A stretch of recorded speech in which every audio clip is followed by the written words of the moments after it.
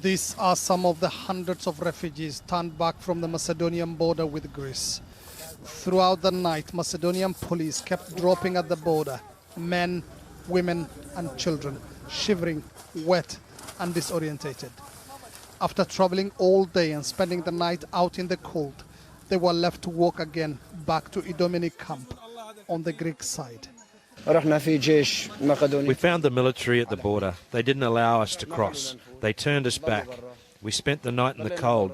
Too tired to walk, some of them take a rest under a police bus. Those that made it back to the camp at Idomeni faced a night out in the open.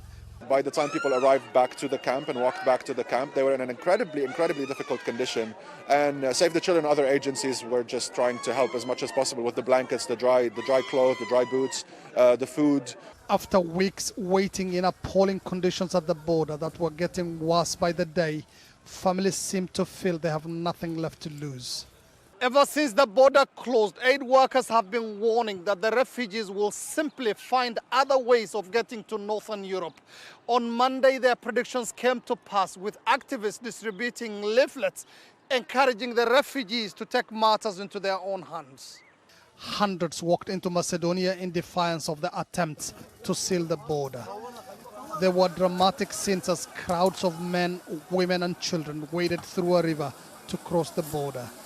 But their act of defiance came to an end approximately 1.5 kilometers inside Macedonia when the country's security services arrested some and forced others to return to Greece. Some of the refugees returning from Macedonia complained of beatings and harassment at the hands of the police there. Throughout Monday morning, the injured kept turning up at the camp's medical clinic. Where is the civilized world we ran to seeking help? These unjust people, where is humanity? We are human beings, not animals.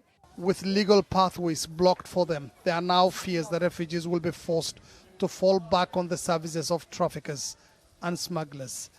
It's a situation that may get worse, with 4,000 people reported to have arrived in Greece over the weekend, despite the restrictions at the northern border.